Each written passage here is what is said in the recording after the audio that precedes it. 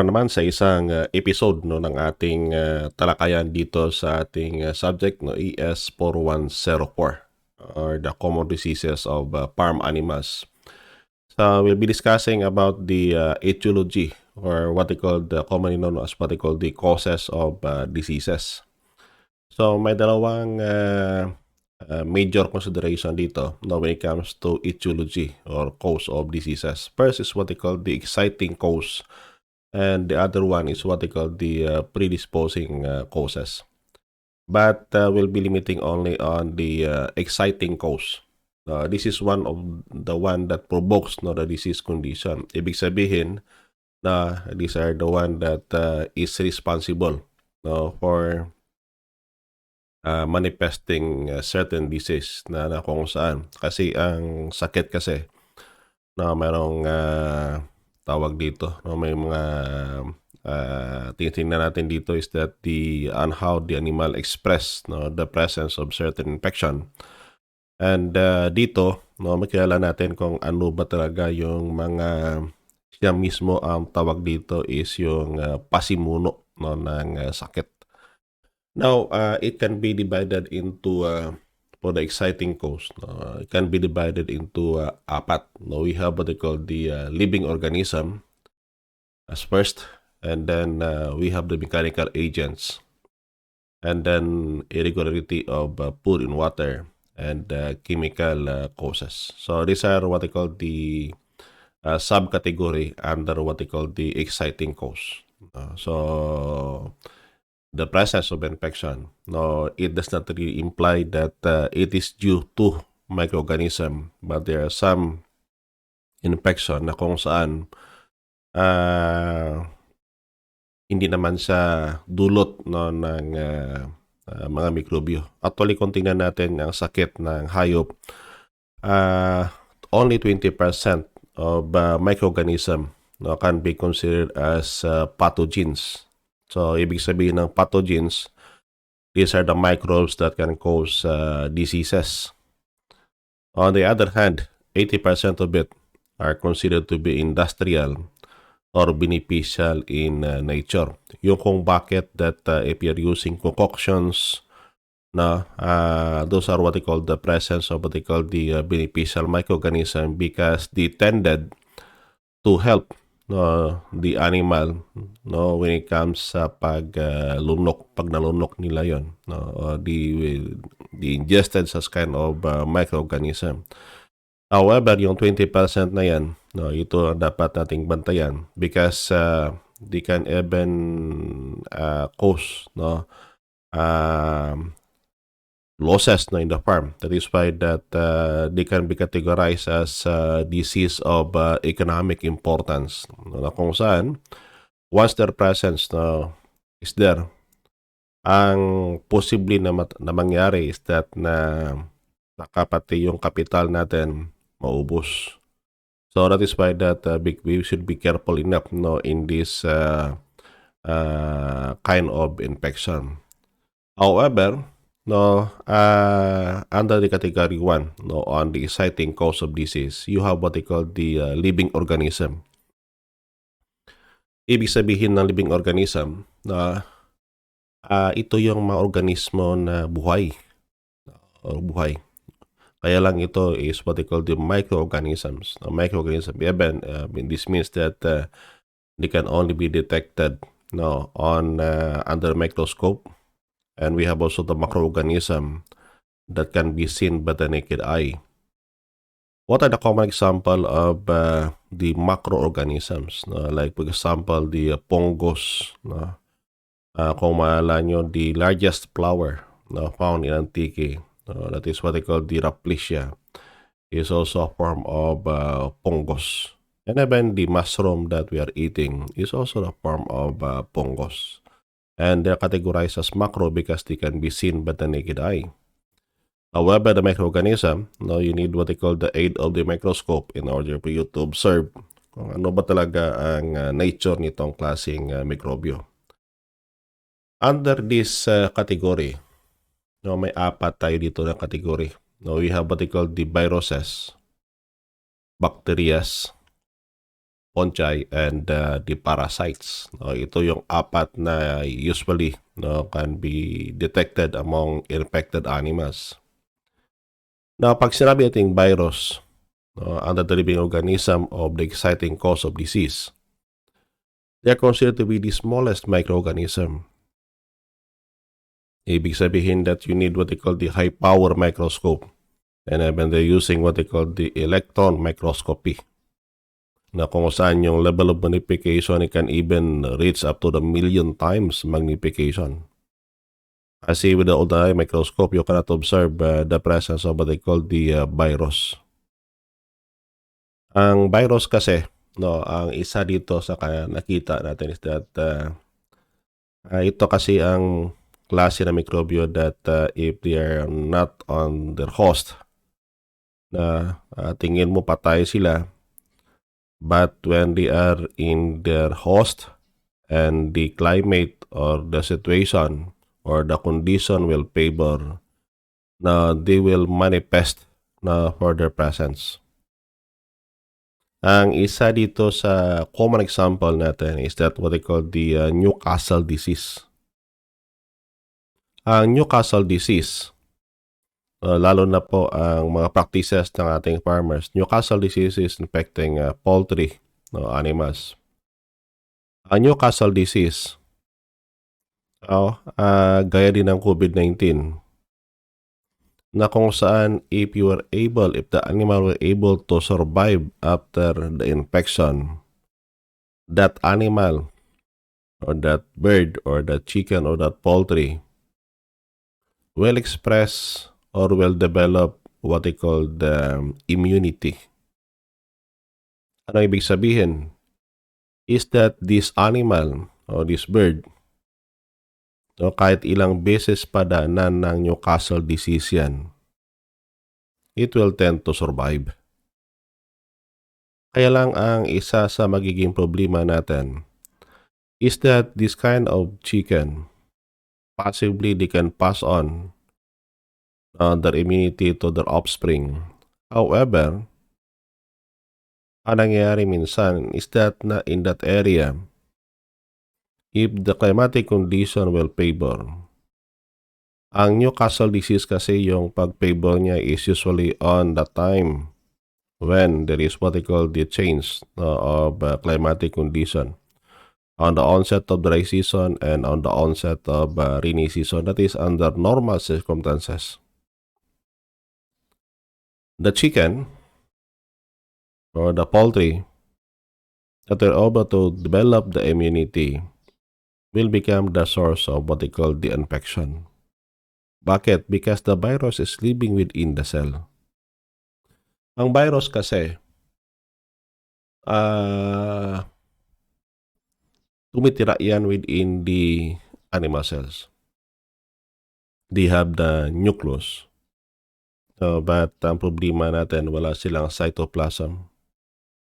So what they did is that they're invading the cytoplasm of the cell, and they're the one commanding for the cell as to what to develop. That is why na mahirap sa i-treat, that even right now, there are limited availability of medication that can suppress the presence of what they call the virus. What is being done is that na yung iba, they try to develop what they call the kind of medication that will only boost what they call the immune system to resist the presence of this microorganism. So what happened is that na pag once na ang cell will be invaded by this kind of microorganism, they will be the one commanding that cell to the point that they try to replicate themselves and expressing something about their presence. Yung kung bakit that almost 60% of the animal diseases or outbreaks in animals and even humans are caused by this kind of microorganism. So one way and how the virus can be, they could not be treated but they can be prevented is through the use of what they call the vaccines. And there are a lot of vaccines against viral infection among animals. And we'll be discussing it when we reach the time na kung saan we'll be discussing specific on animal diseases for that kind of disease. So, ganyan ang nature ng virus. Na kung saan, tandaan natin palagi is that they are the very minute and you need an electron microscope just to observe the structure of this kind of microorganism. And they are considered to be the precursor. Almost 60% of the disease in animals is due to the presence of what they call the virus. So only 40% is being attributed to other microorganisms or what they call the pathogens. Kasi yung microorganism kasi as I mentioned kanina, only 20% of it are considered to be pathogens and 80% of it are beneficial in nature. Kaya lang sabi natin that ang isa lang sa nagiging consideration natin is that once ang beneficial microorganism exceeded in terms of number and they will be landed on the not intended parts. They can also cause infection, but unlike in the pathogens, that is why that microorganism that bringing infection are called to be what they call the pathogens. Aside from the viruses, we have also what they call the bacteria. Ito kasi ang na-develop if you heard about the antibiotics. Antibiotics are what they call the drugs develop na kung saan it is really intended talaga to cure or to prevent the proliferation of pathogens, bacterial pathogens. And they can live both in animals and environment. Ganyan sila. So, ibig sabihin that meron kasing tawag namin dito is natin is what they call the vector, na kung saan in the absence of the host o yung intended animals talaga where this kind of mechanism should be hindi pa available. They are living within the vectors in order for them to survive. If you heard about the dengue, as one of example, it is living within the mosquito. But the mosquito, where this kind of pathogens can be observed, hindi sa naman nag-express. But once the mosquito bite human, doon mo na makikita ang manifestation ng dengue among humans. So, ibig sabihin, the vector serve as temporary host but will not be affected by that presence of pathogens in only the host na kung saan talagang intended the host will be expressing or manifest the presence of infection. And they could usually serve as what they call the secondary source of infections. Ano ibig sabihin ng secondary? They are not the one promoting infection, but they will only express their presence once there are some primary cause. For example, nasugatan ka. Pag nasugatan ka, open wound siya, tapos hindi mo na-cure and without administering any prophylactic medication, either it is a chemical-based or a plant-based. Ang mangyari dyan, the open wound will serve as an entrance for infection. If you heard about tetanus, this is caused by Clostridium tetani. Di tetanus, pag walang opening yung katawan mo that it could not enter, wala man problema. However, pag may sugat ka, brought about by sharp objects or pointed objects, and then nakapasok yung Clostridium tetani, no, tetanus will express. Parang ganon. That is what they call the secondary. Ang Tetanochlostridium tetani is just a secondary because yung primary na yung opening wounds due to sharp objects or pointed objects. Ibig sabihin that in the absence of primary infection or primary cause, no intrusion of this kind of microorganism or what they call the secondary infection. And the third one, no, if the living organism, you have the virus and the bacteria. The third one is what they call the fungi. Ang fungi kasi, these are what they call a widely spread environment.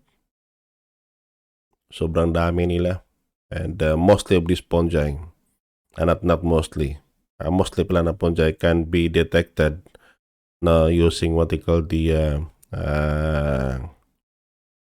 naked eye. Ang karamihan dito, sabi ko kanina, is that they're even being eaten by humans. Kaya lang problema natin, if you eat mushrooms, try to search muna if that mushroom is poisonous or not. Otherwise, baka yung makain yung poisonous, delikado, baka matay po kayo. And that is what they call the fungal infection. And usually yung fungal infection, they need organic matters to survive. Ibig sabihin na organic matter, those are what they call the decomposing. Yung bakit na pag yung kanin nyo, naiwan nyo sa kaldero at saka napanis, na ang pagpanis niyan, or what they call the yung decomposition niya, ay spores or phyla of fungal can be detected, yung parang mga web, that's what they call the presence of manifestation of the presence of what they call the fungus. So that is why that marami, even in the vinegar, if you can observe among the coconut sap, yung tuba, habang tumatagal yan, it develops what they call yung sobrang asim, because of the fermentation. Yung fermentation na yan, it is triggered by what they call the mother liquor, yung nagsettle sa baba na parang jelly among the vinegar, or what they call the mother liquor, and that is what they call the manifestation of the presence of this fungus. Kaya lang yung fungus na yon are beneficial in nature. Kaya nga sabi is that they are normally harmless. However, with the prolonged exposure mo, nandoon na yung pumapasok ang tawag dito yung sakit. So even in some of the naalala ko kasi yung common location, sabi daw, if the microorganism will proliferate in a dark, humid, and moist, and the dark, humid, and warm areas. Now, those are what they call the general connotations as to where the inoculum of microorganism can be found. Pag sinabi natin inoculum, these are what they call the source of infection. So, dyan sila tumutubo at tumadami, and then later on, it will express to animals. Aside from what they call the fungi, we have also what they call the parasites. So, ibig sabihin ng parasites, those are a organism that is dependent on their host for survival. Ibig sabihin that yung pagkain nila is dependent on their host. Kung walang nangangayat yun at walang pagkain yung host, ibig sabihin pati yung parasite na namamatayan.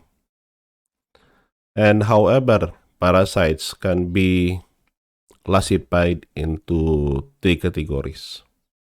For some, dalawa lang, but for some is what they call the tatlo. Sa dalawa, maybe baka malito kayo. Yung dalawang classification of parasite, you have what they call the internal and the external parasites. Ibig sabihin ng internal or external parasite, yung internal, those are the parasitic load found within the body. Now, they can be classified either helminths or protozoans. While the external parasite, those are living outside the body of animals. Sa ganon ang sitwasyon na kung saan ang parasite highly dependent on the host. Pag walang host yan, wala din sila. However, they might be having a vector. Naalala ko kasi yung liver fluke. Ang liver fluke kasi, that is a form of internal parasite na kung saan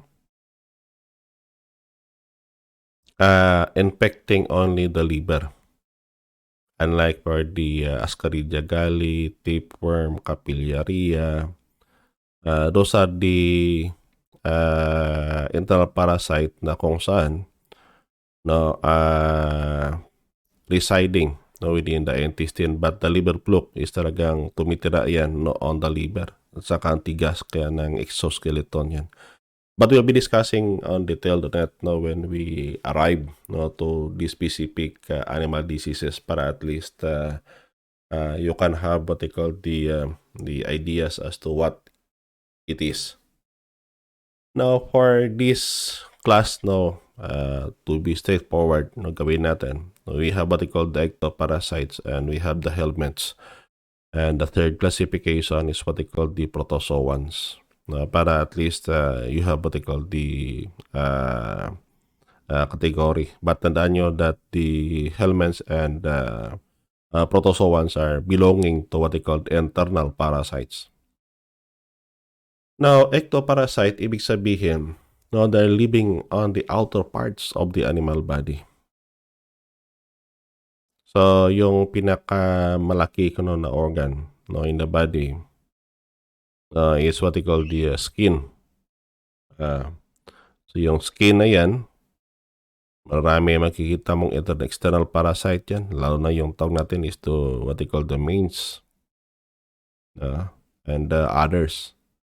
Basta this can be either insects, na kung saan blood-sucking insects, na ang ginagawa is that na hinihigop yung sinisipsip yung dugo mismo sa balat ng hayop. So, yung kung bakit that pag mayroong external parasite na ginagawa, you can have it immediately be controlled. Otherwise, baka kung hindi mo makontrol, magiging consideration natin is that na baka mangangayat yung hayop ninyo. Kahit na sabihin natin, for example, yung isa doon is what they call the yung mga sa manok, yung hanip. Ang problema mo sa hanip, pag hindi mo yan na-control, they're blood-sucking small insects, they keep on sucking the blood of your chicken, baka bangangayat at namatay yung manok ninyo. That is why that it should be controlled, because they can be seen. Siguro kung may edad ka hindi mo makita, but kung medyo at a younger age mabilis makita yung mains. Koto is also an example for it, and there are a lot of insects. I think they can be classified under what they call the parasites. On the other hand, when we see about the helminths or what they call the endoparasites, they can be found within the inside the body of animals. Kaya lang, it depends on kind of internal parasites. Kasi yung sabi ko ngina, yung mga tapeworm, yung roundworm, this can be found in the intestine. However, yung liver fluke, by the name itself, can be found on the liver. And even there is also what they call the lungworm. Ang lungworm naman, yung infect niya naman is yung lungs. Parang ganon. And then even what they call the capillaria. Ang capillaria, yung kanyang itsura is almost similar to the roundworm, kaya lang sobrang liit niya. And it has even the capability na makapasok in the bloodstream and then can be distributed or can infect other parts of the body. Yung kung bakit that delikado sa even there are some reports that it penetrate even on the brain of the animals. Sa sobrang liit ng yang parasite na yan, kinakailangan pa na dapat na mas maagapan na makontrol yan. Otherwise, other parts of the body will be infected. So, that is in terms of the parasites. So, as a review, you have what they call under this discussion, is that exciting cause of the disease is talaga yung the one that promote infection. Kaya lang ang organismo na ang causes na to, it can be either classified as living organism, mechanical agent, even nutritional, or what they call irregularity in food and water, and the chemical causes as what they call the poisoning. Under the living organism, we have the virus, na considered as the smallest. Do not have the cell membrane, cytoplasm, but they have the nucleus, and what they're doing is that they're invading the cell, whereby yung sinisira is what they call the nucleus, and they can be considered to be as dead when the condition will not favor for the growth, but it will become infected once the climatic condition favors. We have also the bacteria, and we have what they call the fungi, and then what we call the parasites. So those are what they call the living organisms that serve as the culprit of infections. Aside from living organism, we have also what they call the mechanical agents. Mechanical agents. So in mechanical agents of infection or sakit, this is what they call the result of tawag dito yung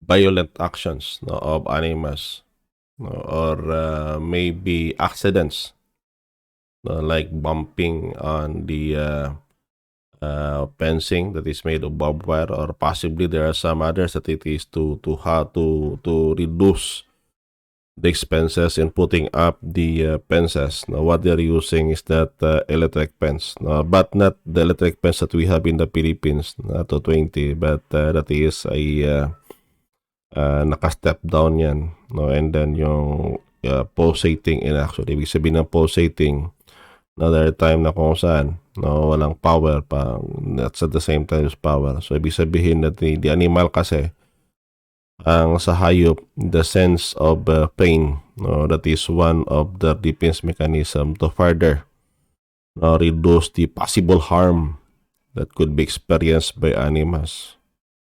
Now, in these mechanical agents na mga precursors ng sakit, ang isa dito is that na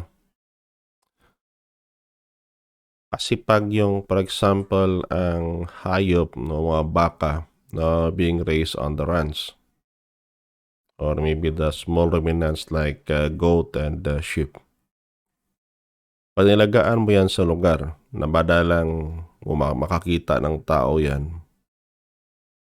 once they detected the presence of unfamiliar people, usually they are reacting on it. Naalala ko kasi yung manok, the native chicken that we have in Leon din, na kung saan pag marami ang bisita na hindi niya kilala, we are being stressful na kung saan lipad sila ng lipad, no, para natatakot. That is why that it may even affect what they call the productivity level. Same also in large animal or livestock that seldom observe, no, seldom that they can makakita ng tao within that area. So, ibig sabihin that the way and how they react, minsan, no, pag tumakbo yung tumalon, na to the point that kahit na okay lang kung matalunan niya, mababa lang yung bangin. However, pag very steep ang condition, mataas pa, baka mamatay dyan. So that's why that the mechanical injury, no, due to accidents can be considered. And even there are some infection na kung saan if you're using what they call the sirens, if you're planning to inject a certain medication in animals, pag na-miscalculate mo kung saan dapat iturok yung karayom, can also be another example of this kind of agent. So that is why that it is not only the microorganism that can cause death, but even mechanical can be the reason of the death of the animals or what they call the infections.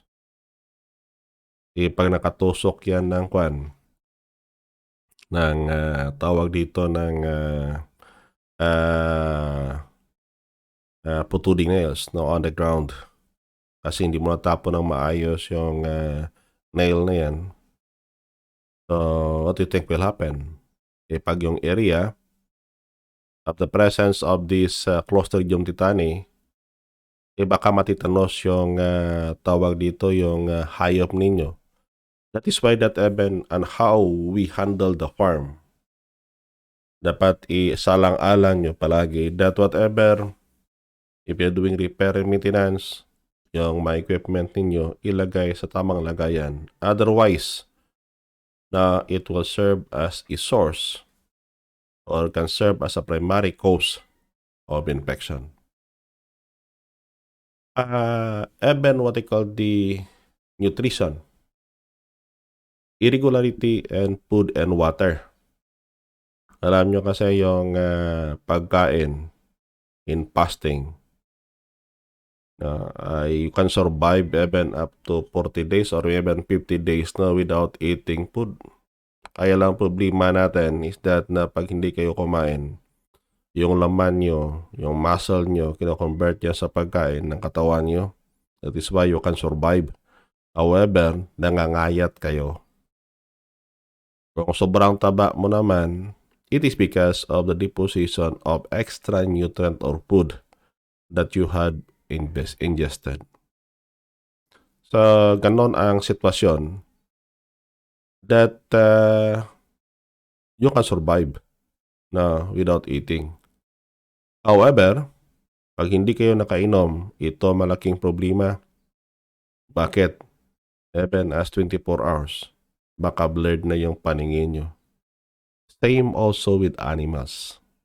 Same also with animals. Yung manok, they can withstand even with 24 hours na hindi makainom ng tubig. But for some other animals na mahirapan na pag walang tubig yan. So that is why that water is very critical. Ang sa bahagi na to, it may refer to what they call the nutritional or some other literature. They're claiming it was nutritional in nature. Ang irregularity kasi ng pagkain na binibigay natin in terms of the quantity and even in terms of the quality. If the requirement of the animal, for example, no, is about 100 grams per day, tapos binigyan mo na ng 50 grams, ano kaya mangyari? Mangangayat yan because ang pagkain kasi or patuka yan kasi, no, that is very critical to animal to maintain the body. Yung kung bakit that pagkulang sa but enough to maintain for the animal to survive, ibig sabihin yung productivity nila bababa because what is being ingested in their body is just enough para to maintain their daily requirement for nutrients. Whatever exceeds on the maintenance that is being used for what they call the reproduction. Sa ganon ang nangyari. What happened to water? Ang isa sa mga na-observe namin on in Leon Farm, no, sa manok, no, pasensya because we specializing kasi sa manok. Egg size by itself. Egg size by itself. Tandaan natin that large percentage of the part of the egg is made up of water. That is almost 80 to 90%. Now, ang tubig pag kulang yan, ang mangyari dyan is that na yung itlog lumiliit. Same even in other animals, especially when they're on the growing stage. Yung kung bakit na there are some that can observe na sabihin yung kambing ko parang hindi ata tumataba, baka yung tubig kulang mismo. Yung kung bakit that water can be very critical. That is in terms of the requirement, but even the water can serve as an agent for the spread of disease. Lalo na pag yung tubigan ninyo hindi nyo nilinis araw-araw. That is why that cleaning of water every day is very critical. Otherwise, natataas ang infection rate yan mismo sa inyong farm. So on this category, irregularity in feed, in water, now in terms of the quantity and quality is greatly considered. Irregularity in terms of the time when it will be offered is also critical. Tandaan natin that on the time na kung saan kailan mo dapat ibigay, kailan ba before offering the feed or after giving feed to animal. Parang ganon. So, ibig sabihin that there are some variations on it depending on the species of the farm animals. And the last one is what they call the chemical causes. Pag sinabi natin chemical causes, it refers to somewhat like poisoning para mas mabilis natin maintindihan. So, ang poisoning kaya nga, no, it can be due to giving of expired or panis na pagkain among animals. Siguro mas familiar kayo with the tirang pagkain na binibigay para sa mga baboy. Yan kasi ang pinaka-common. Kaya nga in the nutrition, sabihin palagi is that na the best source of nutrient na for the animal is the animal body by itself. Yun kung bakit that yung katawan, no, is very critical. Kaya lang ang nangyayari is that na pag gumawa kayo ng tirang pagkain sa mga bahay-bahay dyan, and then there is what they call the presence of soup residue. Yung mga sabon na dyan, na nandoon dyan, baka mapektuhan yung growth ng hayop nyo because they're surfactant in nature. They may not be as poisonous as it is, but with the continuous na binibigay mo yan, baka matuluyan yung hayop mo. That is why that if you are giving what they call the tirang pagkain in your swine or pig or hog, possibly pwede bang luto niyo muna. Why? Because cooking by itself, that is one way and how you can reduce any chemical presence on it. If you can still remember in your chemistry, na kung saan yung heat is one of the intermediary para ma-break yung molecules as a certain compound and reduce it in a simpler form that possibly could not harm your animals. Yun ang bakit na dapat tutuin. So, kung may nakita kayong kumakuha nito ng pagkain, kasi yan pinakamagandang pagkain pa sa baboy, make sure na sabihin na lutuin nyo muna para any chemical net, lalo na yung sabon, no, can be reduced. Tandaan natin that right now, there are a lot of dishwashing liquid or surfactant na baka harmful sa mga hayop na yan.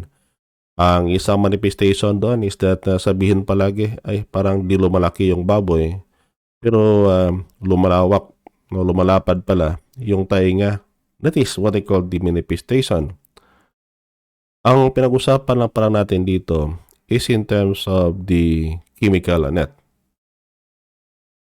However, the presence of microorganism, no, in that tirang pagkain, they are producing what they call toxins. Ang toxin kasi, for example, the salmonella, they are producing toxin that can affect sa hayop and will lead on to a sickness called what they call the botulism. So, ang ganyan kung bakit that ang isa lang doon sa magawa is that na dapat na iinit muna o iluto muna yung mga pagkain bago ibigay sa hayop. And that is one of the means ng mga naghahayupan, lalo na sa backyard, para makatipid, no, sa gastos. Kaya lang, ang tipid nila, minsan, na pag hindi na-prepare ng maayos,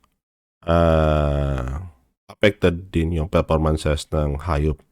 That is why that in doing this kind of practices, na pakiluto para at least safe ng lahat, but if you're raising your animal in larger scale, make sure to give them fresh supplemental feeds para at least yung performances and the quality of product that you can derive from that animal na mas maganda. Kaya lang, kailangan natin minsan yan discuss. That is one way on how we can reduce our cost. Tama naman yan. That is a practical means only on a backyard. But pag maramihan ng manok natin or hayop natin, possibly, no, yung preskang pagkain, dapat din mo yan ang ibigay natin sa mga hayop natin para at least yung performances na maganda, quality ng karne maganda. So these are what they call the under what they call the poisoning or what they call the chemical causes. Minsan pa yung hayop natin na yung kung bakit that if you're using what they call disinfectant, no, pwede bang yung disinfectant na yan, no, pakilagay ng label. Otherwise, pag hindi mo nilagyan ng label yung disinfectant na yan, baka maihalo mo sa tubigan kasi ang akala mo is tawag dito, akala mo is still part of the medication. Kaya lang problema pala is that na disinfectant pala. Ikaw pa nahalo mo sa tubig tapos nabigay mo sa mga hayop mo. Kaya. Yung kung bakit na please no, do what they call the good animal husbandry practices and good agricultural practices para at least maiwasan ang itong mga senaryo na ito. Yan kasi ang mga komplikasyon, no, pag tayo nag-alaga ng hayop. Dapat na i-consider natin to kasi the way and how we respond to infection is more effective if we are knowledgeable kung ano ba talaga, no, ang mga causes of that infection. The application of this is not only on certain group of animals but all farm animals. Kilalanin niyo muna ang source ng infection before administering any medications, either it is a chemical base or what they call the plant-based or the concoction one. Marami kasi sa mga tao na hindi alam kung ano dapat ibigay. They are giving what they call a broad spectrum medication. Anong ibig sabihin ng broad spectrum medication? That can kill other pathogens, that can cure ailments. However, ang broad spectrum na klase ng medication is very expensive. In the event that you knew the disease, mas maganda if you can give them, the infected animals, with specific medication, kasi yung specific medication na yan na potent na mura pa. Kaya lang, ang limitation ng that kind of medication is only specific for that organism. And in reality, kung pumunta kayo dyan sa mga poultry supply or veterinary supply store, what you can see is that mostly, ibig sabihin ng mostly, more than 90% of what is available in the market are broad spectrum type. Kasi palagi, ang tanong palagi, ano bang maganda sa sakit na to, sa ganitong sign and symptom na sakit? So, ibig sabihin that hindi mo naman kasi kilala, hindi mo naman kasi, wala ka namang laboratory to determine indeed kung anong klase mikrobyo yan. So, it will result into what they call the offering of broad spectrum type of medication. So, but at least kung may idea ka na, as what I mentioned in this topic, it can be of great help sa inyo, no, lalo na pag later on you can have it being encountered in the field. What is being given here is just a preliminary information para sa mga specific na mga sakit later on as we go along with the discussion on the common diseases of farm animals. So this is more of what they call the causes, and we are only discussing right now is what they call the exciting cause of the disease. More of the information na can be seen dyan in the information that we have posted specific on this link, on this topic. So you can click on those references, online references that I posted in the Canvas para at least makita nyo and you can read more about it. And possibly, not possibly, but any additional information na makikita nyo, kindly write it on your what they called class notebook. The notebook that we have in this class meron kasi dyan na bahagi na kung saan you can have it na pwede nyo makita on the class yung sa inyo dyan. Kagandahan kasi nito is that na you can have it na mas it was like a notebook on your side. So kung makita nyo dyan, you have what they call the handouts, class notes.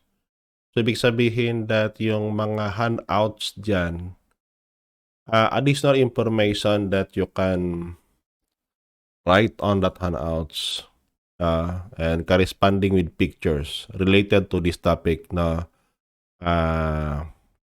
is greatly appreciated. So, meaning additional points will be given to those that can write or that can do what they call further readings on the topic and have it be written in your handouts or in your class notes. So I will be checking that on your class notes para at least makita ko if how many of you is really working on it for more additional information. So parang ganon ang ating gawin and hoping that makatulong to sa inyo. And ang kagandahan kasi dito sa ating class notebook is that you can do it outside the canvas. So meaning that to those na talagang nahirapan in downloading, or maybe signal in your area is difficult, no, you can download the podcast and the webcast that we are doing para at least may point of reference kayo, but make sure to have your activity or what you are doing be emailed to me and proper documented, no, but the email should be done within our Canvas platform, so para at least makikita ko ang ginagawa nyo dyan, no, in your respective location. And make sure that the information to the event, to our laboratory activities, no, i-fit in na natin dito yung mga laboratory activities ninyo. So meaning that if we're going to back here in our syllabi, so dito pa lang tayo, no, on the etiology, no, or causes of diseases, no, due to exciting cause.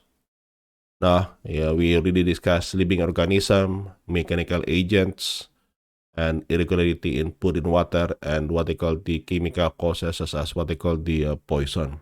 We'll be discussing it more on detail, no, the next part, no, in terms of what they call the predisposing causes. But in this discussion, no, it is only limited on the exciting cause, no, under what they call the etiology or cause of disease.